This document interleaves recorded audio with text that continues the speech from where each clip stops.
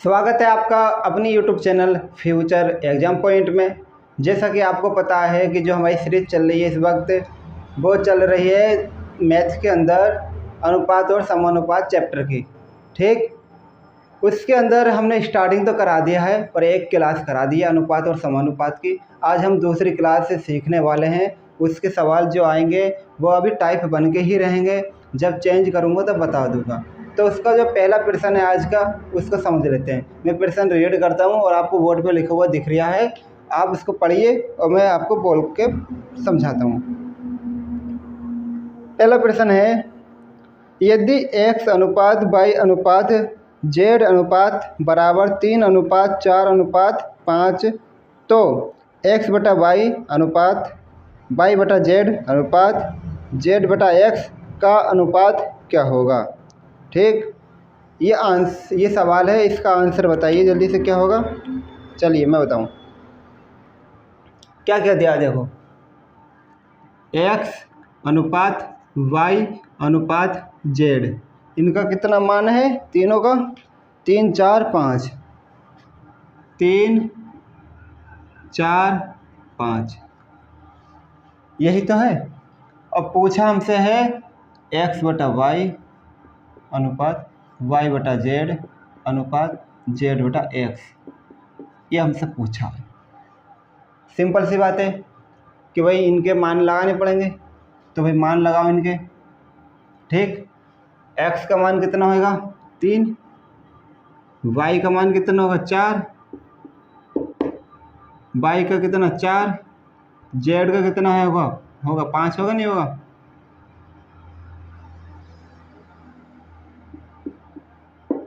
ठीक है, z का 5 और x का 3, ये मान लगा देंगे इस तरीके से पहले सवाल के अंदर। अब यहाँ ध्यान देने वाली बात है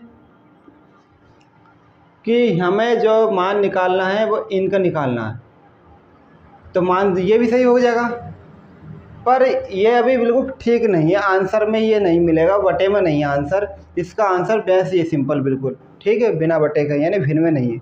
तो हमें पहले इसको प्लेन करना पड़ेगा, भिन्न में से चेंज करो नॉर्मल बिल्कुल इसको। तो भाई 3 बटा 4, 4 बटा 5 और 5 बटा 3।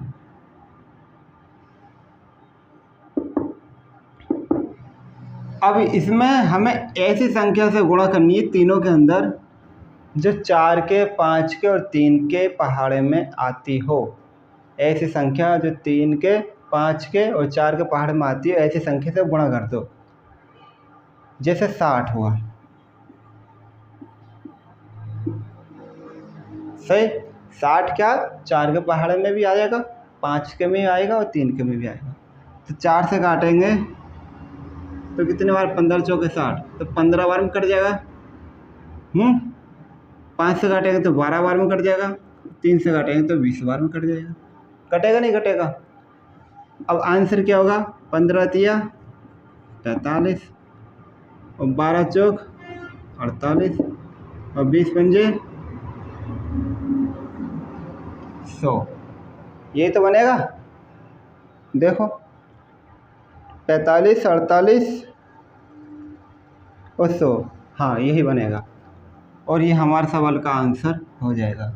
आसान था, हार्ड बिल्कुल नहीं है, नोट कीजिए।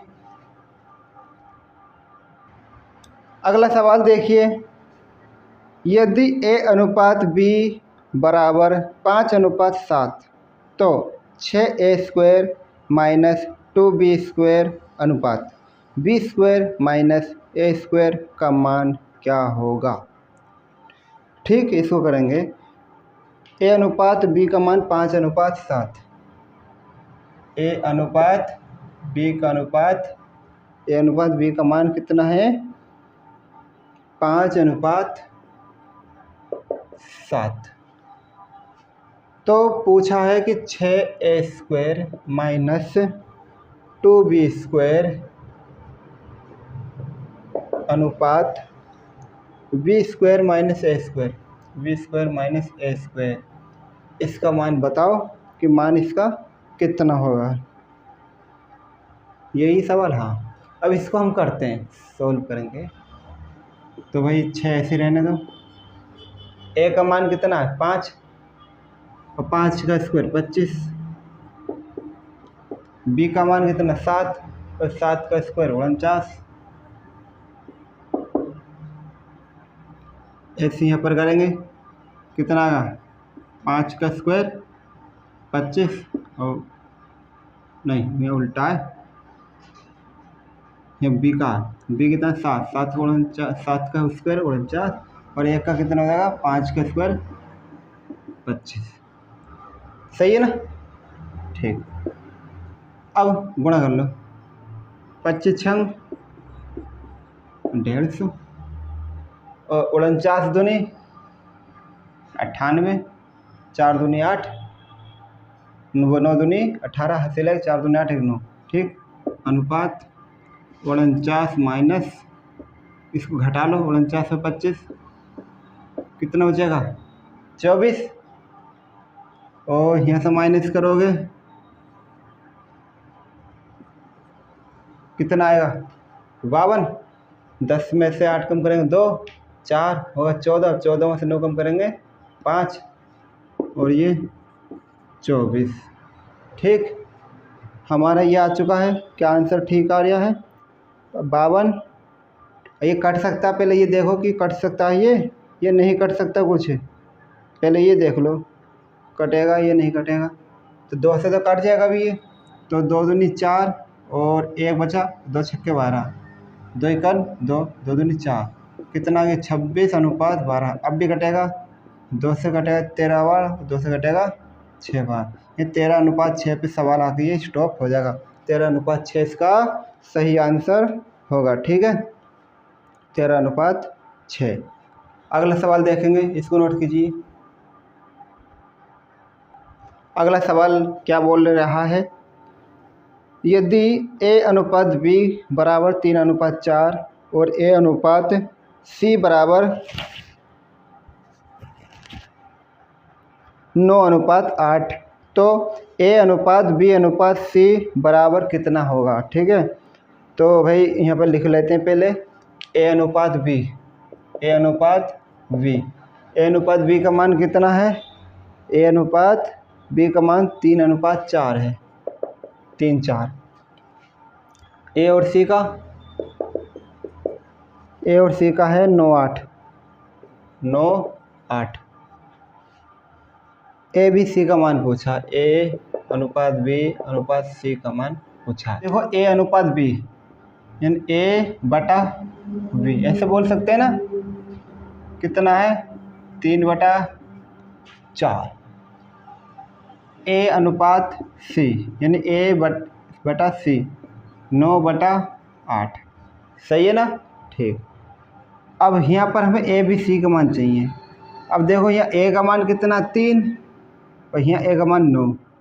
पहली बात तो ए का मान तो सेम कर लो क्योंकि ए का मान 2 है, एक ये है और एक ये है। बी का मान अकेला, सी का मान अकेला, यानी ए का मान यहाँ पर 2 जगह है, तो इसको क्या करेंगे सेम कर लेंगे। तो भाई यहाँ पर क्या कर लेते हैं, ये 9 है, अगर मैं यहाँ 3 से गुणा कर दूँ ऊपर नीचे तो ये भी क्या होगा सेम हो जाएगा। तो ये कितना बन जाएगा 3 तिया 9 और 4 तिया 12। अब देखो ए का मान कितना होगी 9, यहाँ पर भी 9, बी का मान कितना 12 और सी का मान 8।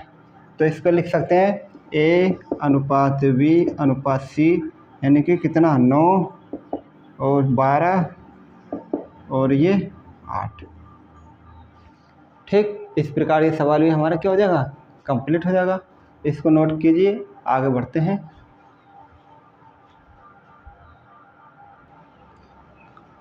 अगला सवाल देखिए, यदि P अनुपात Q बराबर 3 अनुपात 4 और Q अनुपात R बराबर 4 अनुपात 7 है तो P प्लस Q अनुपात Q प्लस R अनुपात और R प्लस P का मान ज्ञात कीजिए।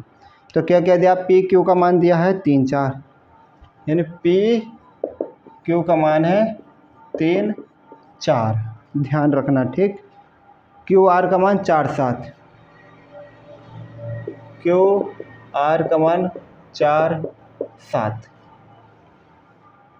P प्लस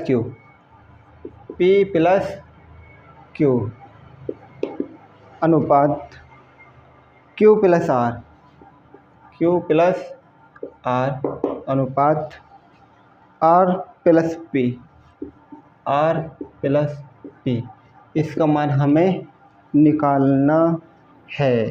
ठीक, R plus P Q plus R. ठीक है, अब भाई यहाँ पर देखो, पहली बात तो हमें पता नहीं चल पा रहा है कि अभी पी का मान कितना है और क्यू का मान कितना है। अब एक बात देखो, यहाँ क्यू का मान कितना है 4, यहाँ क्यू का मान कितना है 4।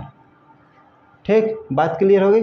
यानी हमें क्यू का मान तो दोनों जगह सेम दिख रहा है, क्यू और क्यू यहाँ पर है तो 4 और 4 सेम है ना, तो समझ सकते हो कि क्यू का मान तो भाई 4 ही रहेगा। ये लिख सकते हो क्यू का मान तो 4 रहेगा।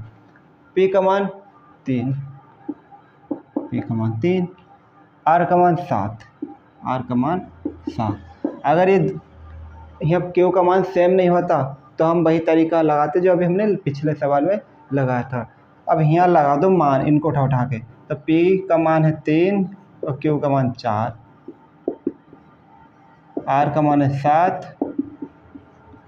ठीक, इस तरह से लगा दिया मान, तो 4 3 7, 7 4 11 और 7 3 10। कितना आंसर आ गया 7 11 और 10। ये इसका सही आंसर हो जाएगा। इस प्रकार से ये सवाल भी हमारा कंप्लीट हो जाता है। ठीक है ना, नोट कीजिए इसको। अंतिम और अगला सवाल देखिए क्या है, मैं पढ़ के बताता हूँ। यदि A अनुपात B बराबर 7:9 और B अनुपात C बराबर 5:6 है तो C और A के क्रमशः अनुपात ज्ञात कीजिए। A B का मान है 7:9, लिखो जल्दी से। A B का मान 7:9, ठीक है ना। A B का मान 7:9, B C का मान 5:6, B C का मान 5:6, 5:6। ठीक, 5:6 हो गया। और C और A के मान पूछा, C और A का मान इसको चाहिए। ठीक ना, अब इसमें मान देख लो कौन कौन से सेम है, दोनों में कौन कौन से कॉमन मान है, पहले ये देख लो ध्यान से। तो भाई यहाँ पर B इसमें भी है और B इसमें भी, दोनों जगह B है नहीं है, तो B का मान है कितना 9 और यहाँ पर कितना 7, दोनों अलग अलग हो गए। तो भाई हमें वही काम करने पड़ेगा जो अभी हमने करे थे। अगर सेम होते तो नॉर्मली उठा कर लगा देते, लेकिन अब करने पड़ेगा। तो भाई यहाँ पर A बटा B का मान कितना है 7/9, A बटा B का मान 7/9 और B और C का मान 5/6। B यहाँ पर 9 है और B यहाँ पर 5 है। तो भाई ऐसा करो, इसके अंदर 5 से गुणा कर दो ऊपर नीचे और इसके अंदर 9 से कर दो। क्यों कर दो? क्योंकि देखो यहाँ से 9 से करूँगा तो 5 9 45 हो जाएगा, ये 5 से करूँगा तो 9 5 45 हो जाएगा। B का मान तो सेम मिल जाएगा मुझे, और मैं चाहता भी वही हूँ कि B का मान सेम मिले। ठीक है, तो भाई देखो यहाँ पर कितना हो जाएगा 35 और नीचे 45, यहाँ हो जाएगा 45, यहाँ हो जाएगा 54। तो भाई यहाँ पर A का मान ये आ गया और B का मान ये आ गया, B का मान ये आ गया, C का मान ये आ गया। तो B का मान तो सेम हो गए, पर B से हमें मतलब थोड़ी है, हमें तो मतलब यहाँ पर C से है। C कितना है 54 है और A कितना है 35 है। ठीक, अब ये देख लो कुछ कट रहा है, 7 से कटेगा, 7 पंजे 35 नहीं कटेगा, 7 से क्लियर तो नहीं कटेगा। जब नहीं कट रहा है तो सवाल का आंसर हमारा यहीं एंड हो जाएगा। ठीक है, इस प्रकार आज की क्लास हमारी कंप्लीट होती है। अगर क्लास आपको सही लगती है तो क्लास को लाइक ज़रूर किया करें और चैनल पर नए आए हैं तो सब्सक्राइब कर लें आगे की क्लास के लिए। धन्यवाद।